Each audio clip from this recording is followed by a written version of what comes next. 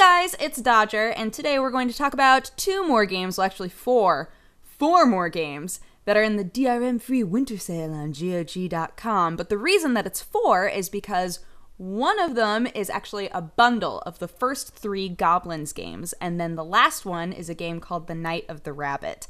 So I really like this because my last video, we talked about specifically point-and-click games.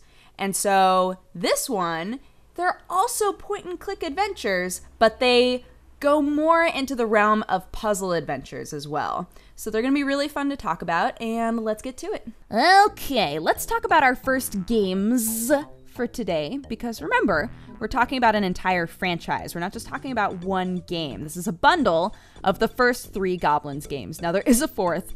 There is a fourth game that is not included in this bundle, and we don't need to talk about it, but we will. Just really quick, here's the crash course in the fourth Gobliiins game, okay, you guys? Came out in 2009, which was way later than the other games, and even though the original people were still involved, it just didn't feel the same. You know, it didn't have the same belovedness that the first three games have, which is common.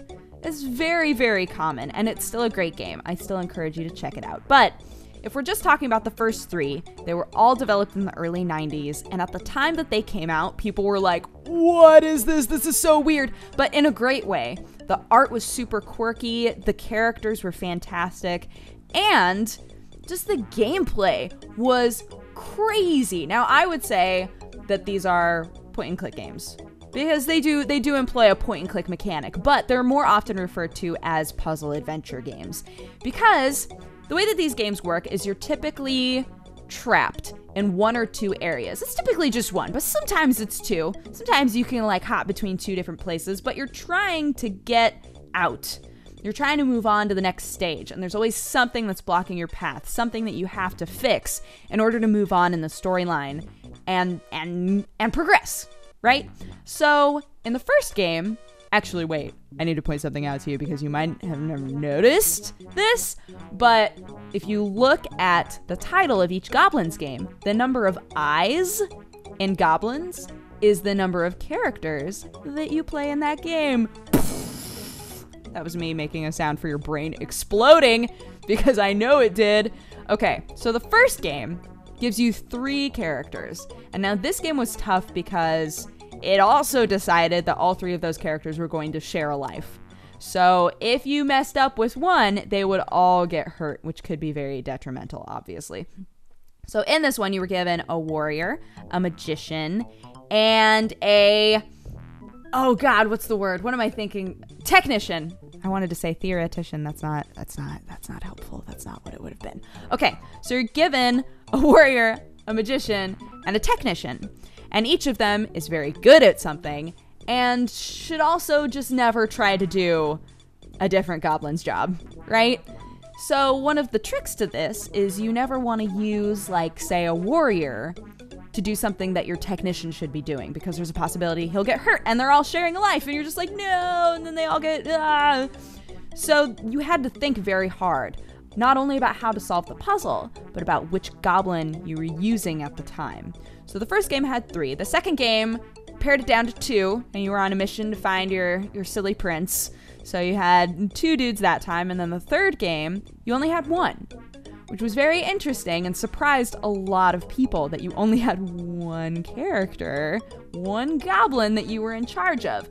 And while the third one is considered to be probably the best, they were all received very, very well. But while the third one is considered to be probably the best, I would also say that it takes away a little bit of that challenge because of it. The fourth game went back to 3, just to mention the fourth game again, but I absolutely recommend these games. I think that they're great. I think that they actually age very well, and that the art is very charming to come back to, because it's not art that we typically see anymore. We tend to go toward very, very clean art, and this art I wouldn't say is clean, but it is whimsical. And actually the artist, oh, what is his name? Hold on, I'm gonna find it. I know his first name's Pierre Gilhoods. I totally said that wrong, but that's his name. He did the art and the character design, and he just designed the games in general. So fantastic work, Pierre. I'm not gonna butcher your last name again. Let's move on. All right, let's hop into our next game called The Night of the Rabbit by Daedalic Entertainment. And don't worry, that's the only pun that I had prepared ahead of time, so you won't have to deal with any more of those unless, you know, they like come to me in the moment. But this game is fantastic. I love it so much. I think that the gameplay is very fluid and it looks beautiful. It was developed in 2013 and it's kind of a hand-drawn style. It looks very fairy tale-esque, which is the point. And it's another game that's considered to be a puzzle adventure game, which I would not argue with in the slightest, but it does have a lot of point and click elements. It's in that world. It's entrenched in that point and click puzzle adventure world, right? So the concept of the game, I think, is really the most interesting part. The way that this game was conceptualized. It was written by Matthias and Sebastian Kempke. And basically, Matthias, I'm going to quote him, but I'm also going to give you the image in your mind of him just lounging and drinking tea. He said, "What if the rabbit didn't lure Alice by accident? What if he had a plan, had watched her, and chose her to follow him?" So obviously we're talking about the Alice in Wonderland world. And when you look at images from this game, I'm sure you can see the similarities in the White Rabbit that is so prevalent within the storyline. But the game had extremely positive reviews. Some people felt that the puzzles were a little too hard, which is always a complaint that puzzle adventure games have. But the game follows a little boy named Jerry, actually, who wants so badly to be a magician. He says it to his mom every single night. He's like, "Mom, I'm going to be a magician someday." And she's like, "Okay, honey." And he's on his summer vacation. He has 2 days left. And he's like walking through the woods. And he receives a magic letter with a poem. And when he follows the ritual that's described in the poem, he accidentally summons a white rabbit from a trunk, who is the White Rabbit. So the White Rabbit is like, "Yo, I'm the Marquis, and I want you to be my apprentice." And Jerry, of course, wants to be a magician so bad. He's like, "Yeah, let's do it."